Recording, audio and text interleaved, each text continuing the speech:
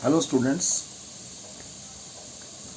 today I am going to start with a new chapter of class 10th subject math from NCERT book, that is chapter number 14. Chapter number 14 is related to statistic.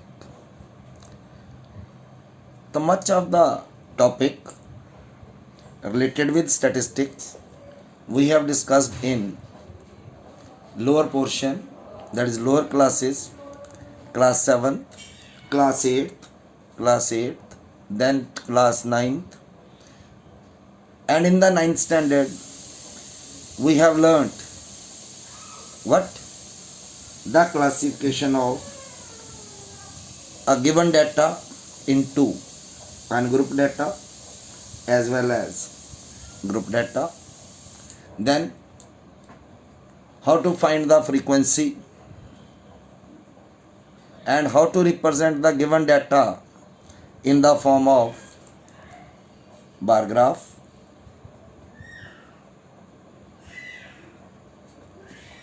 or histogram,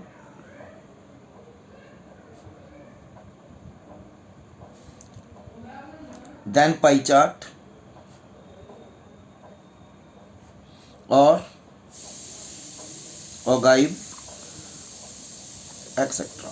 Along with that frequency, polygon, and so on.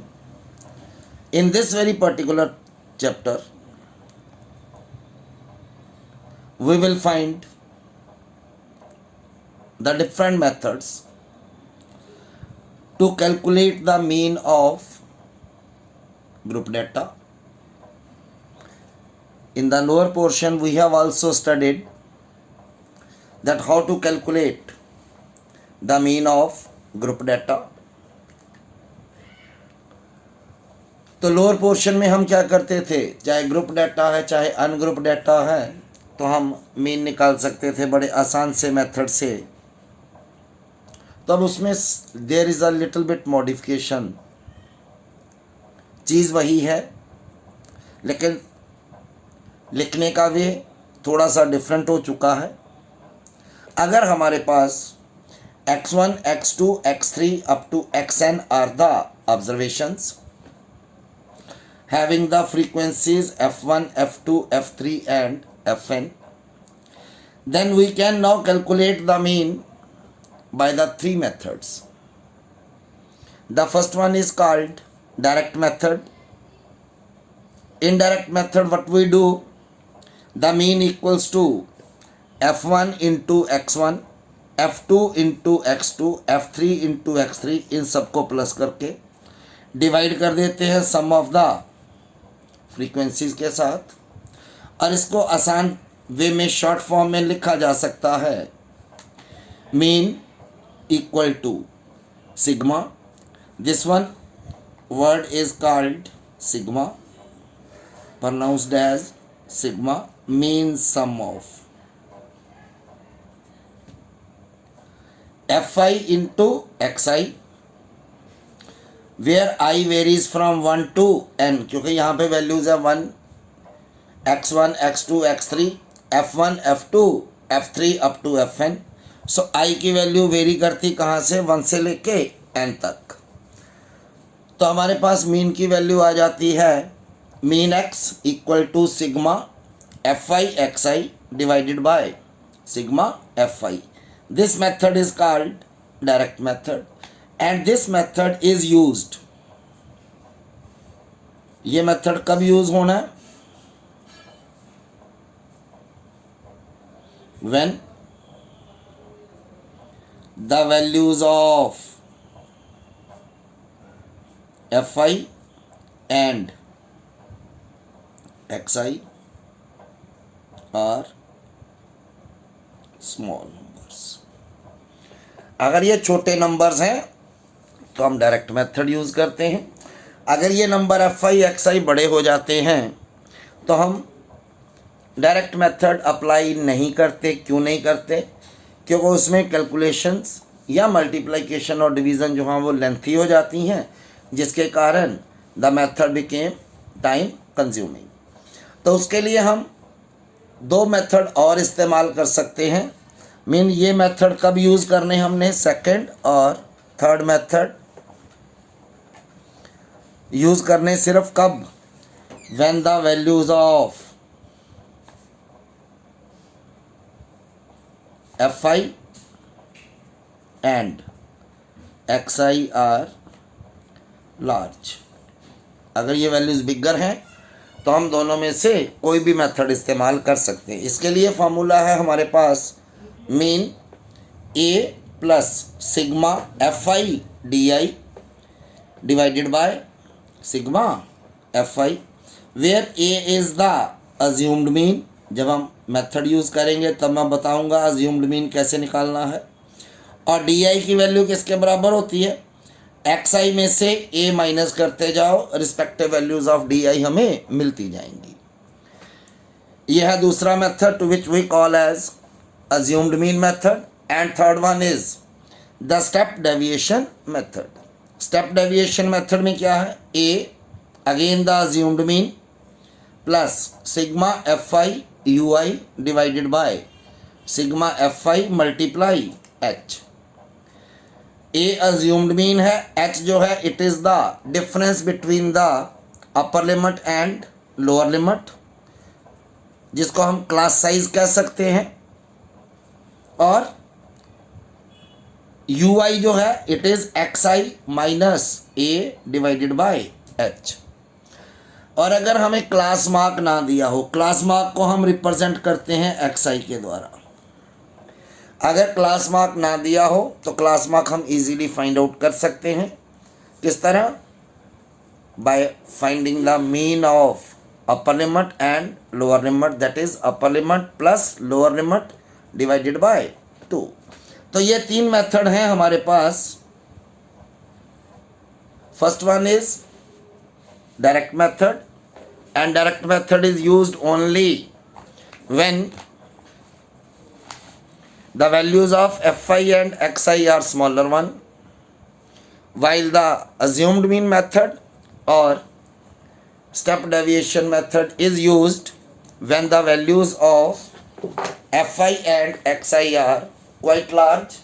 At that time we will use a method that is called either step deviation or assumed mean method. Students, you will be having more knowledge when we solve the questions. The questions are too easy. For example, we have a question number 1 from exercise 14.1. It is a survey was conducted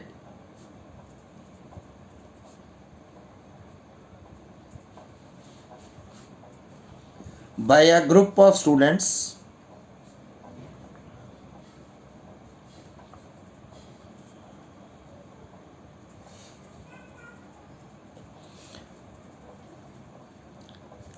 in which they collected the following data regarding the number of plants in 20 houses in the locality. What to find? Find the mean of or mean number of plants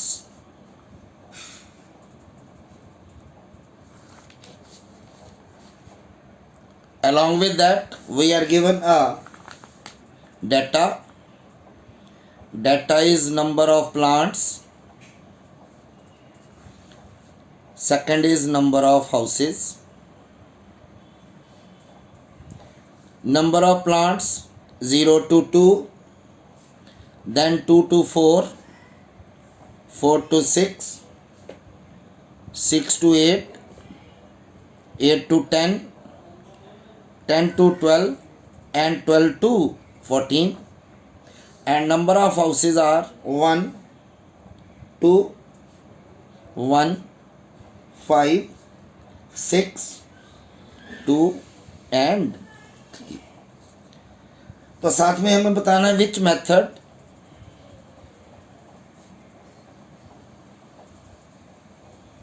did you use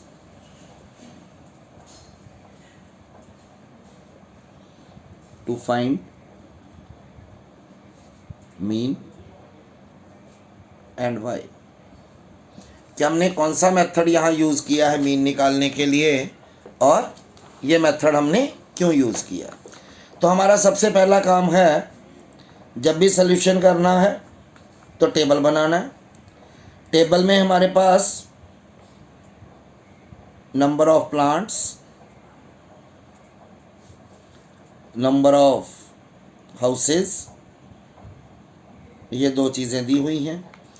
it is 0 to 2, then 2 to 4, 4 to 6, 6 to 8, 8 to 10, 10 to 12, then 12 to 14, and number of houses are, it is 1, 2, 1, 5, 6, 2, and the number of houses is represented by Fi.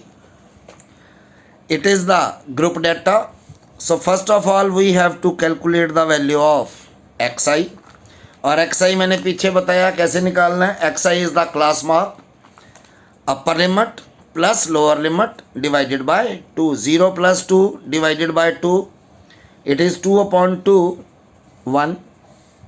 यहाँ difference कितना है, 2 2 का difference है, तो 2 2 इसमें add करते जाओ। 3, 5, 7, 9, 11 and 12 plus 14, 26 divided by 2, it is 13। ये आ गया हमारे पास xi, ये आ गया हमारे पास fi। तो हमें फाइंड आउट करना है fi xi। fi xi mean दोनों की मल्टीप्लाई, 1 into 1 इट इज़ 1, 2 3 ज़ा 6, 1 5 ज़ा 5, 5 7 ज़ा 35, 6 9 ज़ा 54, 2 11 ज़ा 22, 3 13 ज़ा 39। जब हम इनको प्लस करेंगे तो ये हमें मिलेगा सिग्मा fi। सिग्मा fi 3 और 2 5 और 6 11, 5 16, 17, 19 और 1 ये 20। अगर इनको प्लस करते हैं तो ये हमें मिलेगा सिग्मा fi xi। तो सिग्मा fi xi कितना आ जाएगा, 1 और 6 7, 7 प्लस 5 12, 12 प्लस 5 17, 17 और 4 21, 21 और 9 30, 30 एंड 2 32, 3 6 8, 13 और 3 16।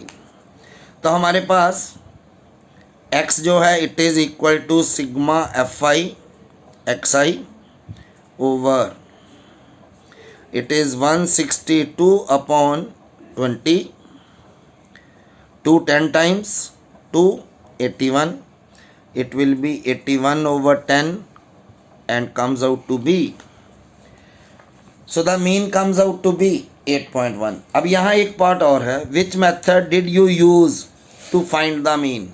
कौन सा मेथड हमने यूज़ किया, we use a direct method, we have used direct method to find the mean. Why?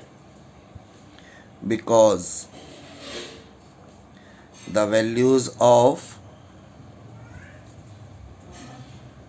fi and xi are smaller one, क्योंकि वैल्यू छोटी है, छोटी वैल्यू है तो हमने कौन सा मेथड यूज़ कर लिया।